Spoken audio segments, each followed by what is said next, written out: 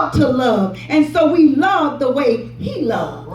And how is that love? It's the right kind. Hallelujah. Thank you, Lord. We love the right way. Thank you, Jesus. And so when we want to go quickly to the book of Corinthians, let's go to, I believe it's 1 Corinthians. Let's go into the book of Corinthians. And we're going to read a little bit about love. Amen? Amen. Because we need to know about the right kind of love. We don't want the love that the world is offering and giving unto us, but we want the love that God has. And there is a difference, believe it or not. There is a difference. It's not fake, it's not phony. And when I open up my Bible, it talks about the greatest gift. And we find out that love is the greatest gift that we can ever have. We want gifts, we want things under the tree. We want people to give us something. But baby, once you got love, you got the best gift of all. You've got the greatest gift that you could ever obtain in your life. And it lets us know in verse 1, it says, though I speak with the tongues of men, I talk just like men, I act like men, I say things that men and women want to hear. Though I speak with the tongues of men and of angels, it's chapter 13, 1 Corinthians chapter 13, and of angels, but have not love. I can speak and communicate and really have some good verbal exchange with you, but I don't have any love. Wow. It says then, if I'm doing all this, I have become a sounding brass or a clinging cymbal, saying that I'm just making a whole lot of noise. I'm making noise and people can hear me, but it's annoying. I'm doing stuff that's getting under people's skin. I'm doing stuff that's making people irritated. I'm doing stuff that's bringing offense to other people. There's some people that'll say they love you and it just make you crawl. Make your skin crawl. You be like, really? You knew it was a lie when it flowed. I know that's right. So they could have just held that on back. But they're speaking with tongues of men. And they're even acting like they're angels, but they're just making a whole lot of noise. And look how the scripture brings it forth. It's a sounding brass. Brass make a lot of noise. Every now and then as the band is going along, bang, you hear that noise. It's a good little sound, something's going there, bang, you hear that noise. And that's what it's saying. Every now and again, they come out and it's a loud noise. A loud noise above everything else. They're making this noise. Or a clinging cymbal, just an irritating sound. And though I have the gift of prophecy, I got a word in my mouth. Though I know truth, I've read it, I've studied it, I know truth and understand all mysteries and all knowledge, and though I have all faith, I just believe God can do anything. There's nothing too hard for God to do. I believe God can speak and it's going to be done. I believe I have the faith of a grain of a mustard seed. I'm going to speak to yonder mountain and the mountain's going to be moved. I'm going to speak to cancer and cancer's going to dry up. I'm going to speak to this situation. Though I have all kind of faith. Wow. So that I could remove mountains, but have not love. Isn't that something? I got all of this going on for me, but I don't have no love. And then the love that I have is not the right kind. See, I got some love. I just don't believe that there's nobody in this universe that don't love. But they just don't have the right kind of love. Because they love certain people. You got people that love animals but hate people. You got people who love people and hate animals. You got people who hate people and hate animals. And they don't love nothing but artificial stuff.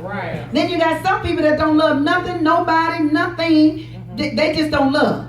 And they barely love themselves. But they'll say, well, I do love art. I love the arts. Or I love certain music, or I love this, I love that. But it never connects to people. They have a strong disconnect when it comes to people. So you're going to find people that love something. They got a different kind of love. but they don't have the right kind of love. Going forth and working all kind of miracles, doing all things, it says, but have not love. I am nothing. Now this is personal. We have to be able to confess this ourselves, as the writer did. He didn't say, though you don't have that, you are nothing. He said, I am nothing. I realize that if I'm just making a whole lot of noise and I'm just doing a whole lot of stuff and I got all these gifts operating in me, I can speak to the mountain and the mountain move. I can speak to the sickness and the sickness cease. I can do all that, but what has happened that I didn't get love? How did I miss the greatest of them all? Because I was seeking after something else. And bypassed that because I thought, I don't need that. And that's the type of world that we live in. We live in a world where people say, I don't need that. I don't need no people. I don't need to be loved. I don't need to love. I don't care. But they say that in the open, but secretly, they're suffering. They want to be loved, but they don't know how to love. And oftentimes they were not loved the right way. And because they weren't loved the right way with the right kind of love, now the love that they express and show forth is the love that they received. And now because it's so tainted and messed up, they don't know how to untangle it and get it straight and do it right, because they feel if they do so, then people are going to look down on them. Maybe somebody might want to check into their past and find out what happened to them. A lot of the things that we've gone through in our past as children growing up are the reasons we can't love. Because nobody took the time to embrace us. Nobody took the time to tell you how beautiful and how wonderful and how great you are. Nobody took the time to give you a warm embrace. Nobody took the time to say to you that I value who you are. But because you were picked on and cast aside and not shown the right kind of love, now everybody you in relationship with, you abuse. That's why we know the abuser continued to abuse. Why? They were abused. You don't just suddenly become an abuser and never ever was abused in your life. It don't happen that way. Even if they didn't abuse you, you were able to see it. Maybe you lived in that environment. And all you saw was the cussing and the fussing and the hollering and the screaming and people throwing dishes and things at one another and beating up on one another and dragging one another. And you said, I'd never do that. But the thing you tried to get away from and run from is the thing that you're now clenching and holding on to because you don't know no other way. You got the wrong kind of love. And the only way we're going to get the right kind of love, we have to have Jesus Christ. I don't care what the world say. The world can say anything they want to say, because the reason I can prove that point when we get into the Word is because the Word says God is love. So you're not going to know the right kind of love till you get God in your life.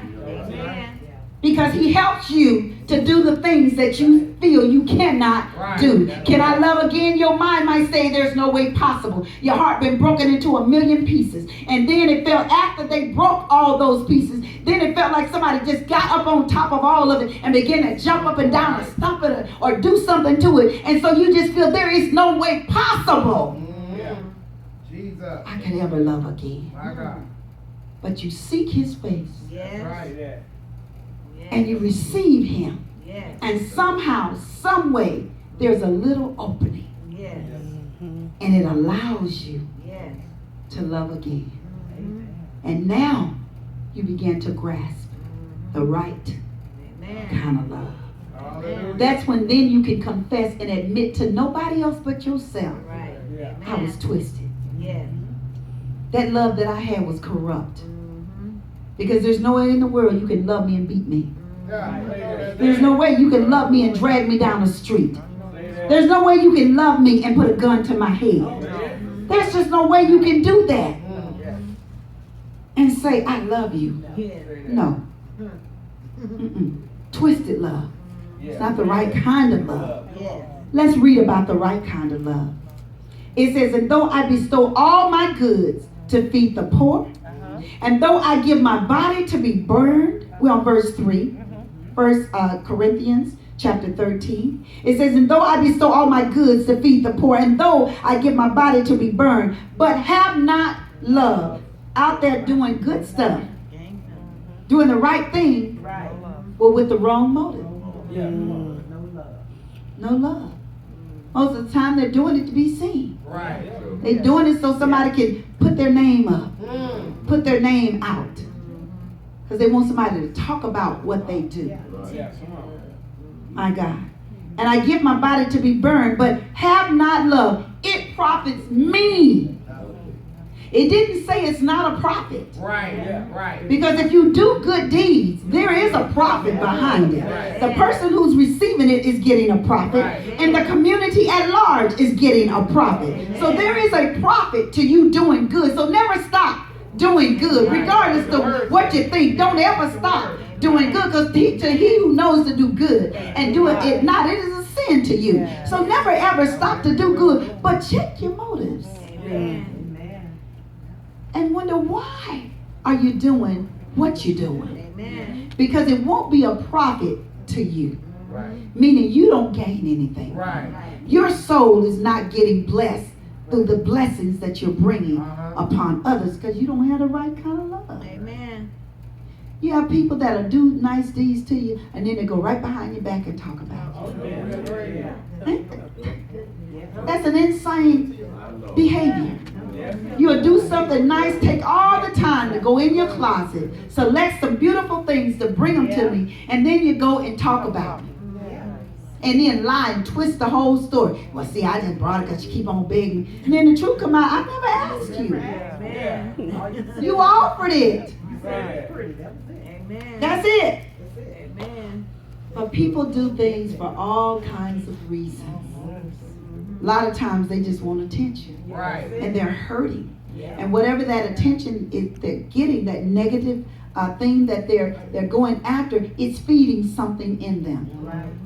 It's feeding something in there. And of course it's not feeding the right thing, because they're not operating in the right kind of love. But it's feeding that sickness that's going on in them. And that thing, and then as the sister brought up today, there's all types of counselings and therapies that are out there, and therapists that are out there. And we need to be a people of God and not be afraid and not be ashamed to go and get help. Yes. Amen. Because it just said you could have all kind of gifts and still be messed up. Amen. We just read it. You ain't got no love. I'm gonna say, you don't have love, you messed up. Because that means you're subject to do anything. You don't care and have no feelings behind it, no remorse, no nothing. You'll just do it. And like I heard this lady say, I do it and baby, I sleep well at night. They can do dirt to you and just go to bed and snore. They don't care. They burn up their conscience. They really don't care. And that's a hurting person.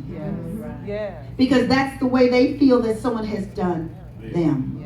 And so again, they have that mentality that I'm going to get all I can get, do all I can do, and I'm going to make sure I get them before they get me. And so that's got to be a very miserable life. No, we're not a stepping stool. No, we're not a walking map. But we are the people of God. We are God's children. We are his representatives. We are ambassadors for him. And so we should act differently. Doesn't matter how the world does it. The scriptures say we're in the world, but we're not of the world. And since we're in it, we shouldn't act like it, because we're not of it. Yes, amen.